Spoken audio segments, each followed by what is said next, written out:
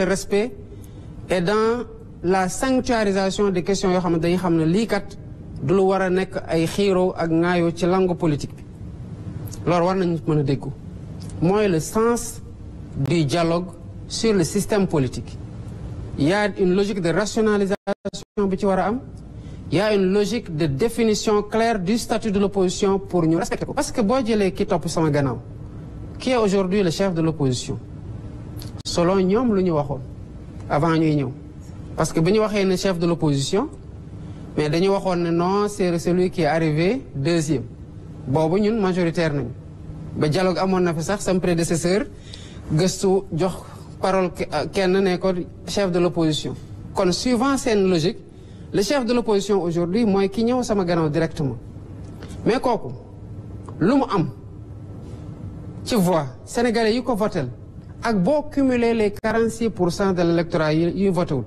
mais c'est pas parce que seen candidat gañewul que amuñu baat ci réew mi dañu am baat ci réew mi ceux qui ont voté contre Diomaye on voit au chapitre dans le champ politique selon nag ni ñu ko organiser suivant nos règles loolu lu ma accepté la te ñun gouvernement bi loolu la ñu accepté bu ñu nekkee ci opposition bi dafa am lu ñu askanoo maanaam dugal ko ci suñu ADN moo ñaalañ ko suñu bopp ak suñu militant mooy le débat technique politique sain ba keroog buñ ñu bëggee faagaagal nag ñu xam ne bu ñu résisté wul dañuy faagaagal ci rek dama maa fi toog maa fi war a toog yéen bokku leen ci te ñuy ay sénégalais ñun ñëpp moo waral loolu li am yëpp am soxlaatuñu loolu parce que le Sénégal est déjà subir na lu bari ci contre ko ci loolu mais alhamdulilah le peuple a été à la hauteur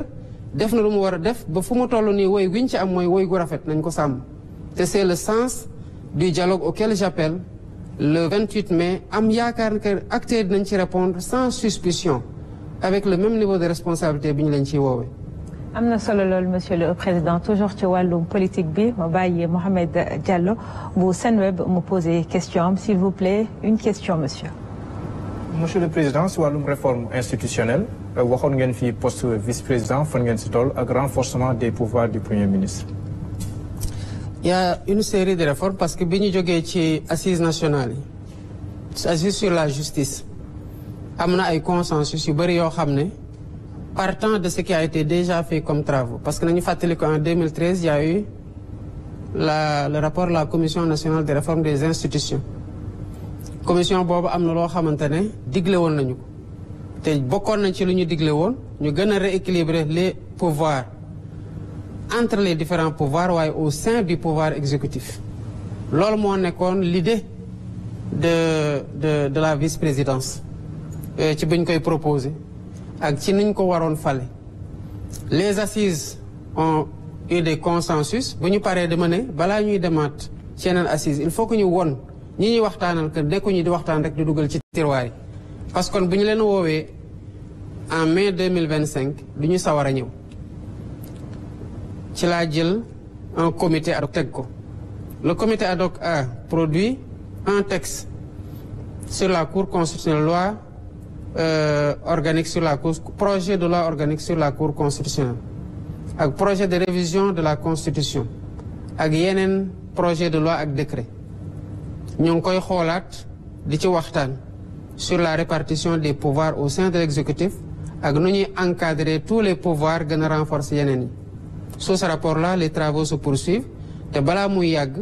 dinañ ko teg ci table bi sénégalais yi waxtaan nañ ko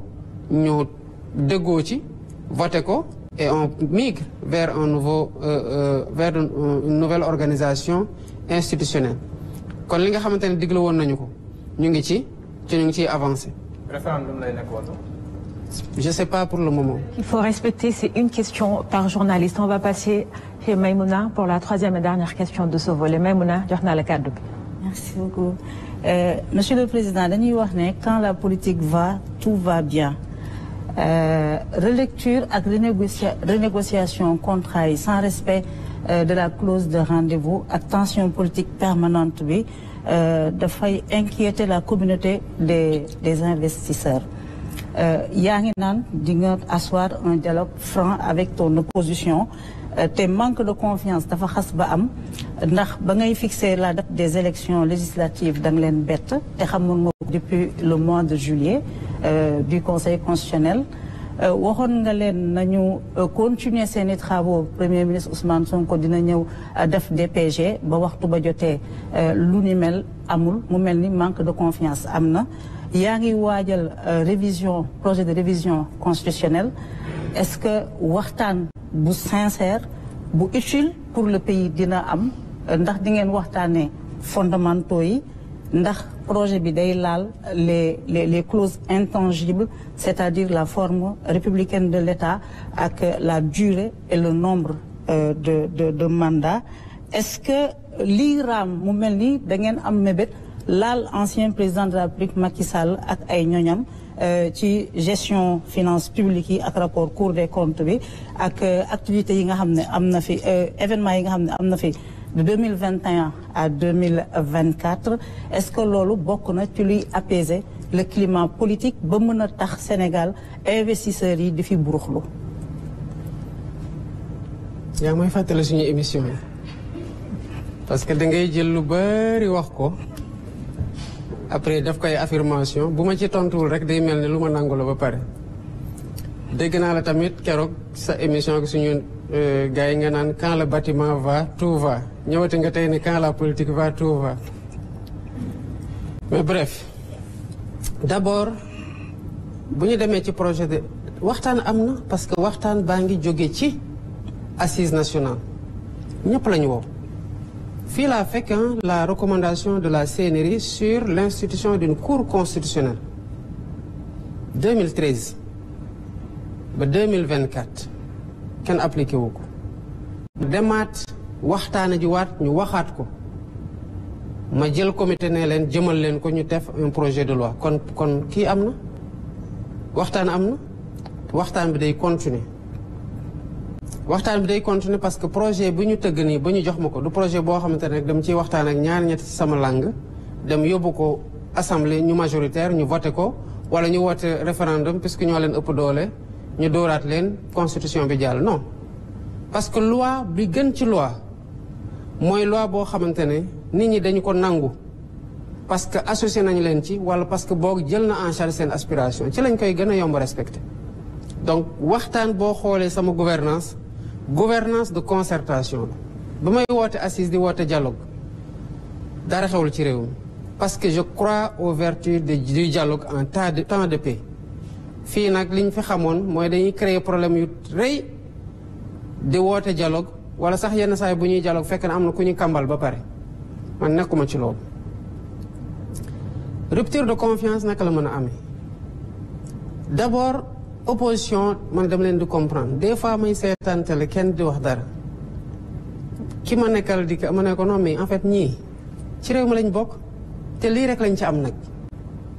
lii lañ ci am de mais liñ ci am nii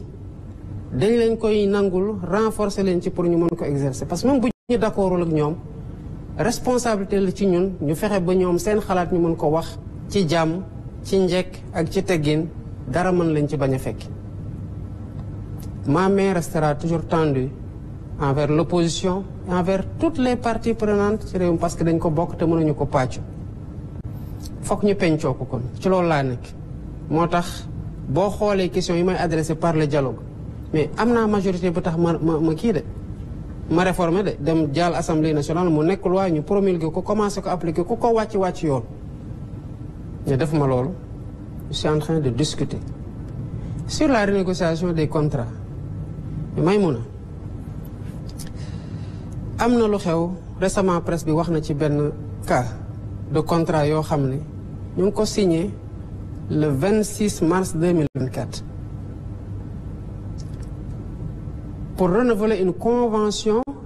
qui doit expirer le 23 février 2025 yow yaa ngi dem boo ne xamoo kuy ñëw sax ñu mën a wax mais kiy ñëw xam nga ko ndax woteel nañu ko fal nañ ko xam nañ Bassirou Diomaye Faye le 24 mars 2 jours après nga signé une convention boo xam ne amul benn urgence parce que expiré wul sax en 2024 mu ngi expiré en 2025 mais boo ko defoon sax sàmmoon teg intérêt réew mi ñu mën a wax mais cette convention là dañu ne d'abord dañ ko renouveler 25 ans ce qui est interdit par le code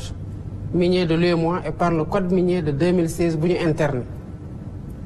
mais bu nekkoon dañ ko ne sax convention bu ñu signé en 2024 c'est régi par le code de 2016 ñu mën a wax mais non non non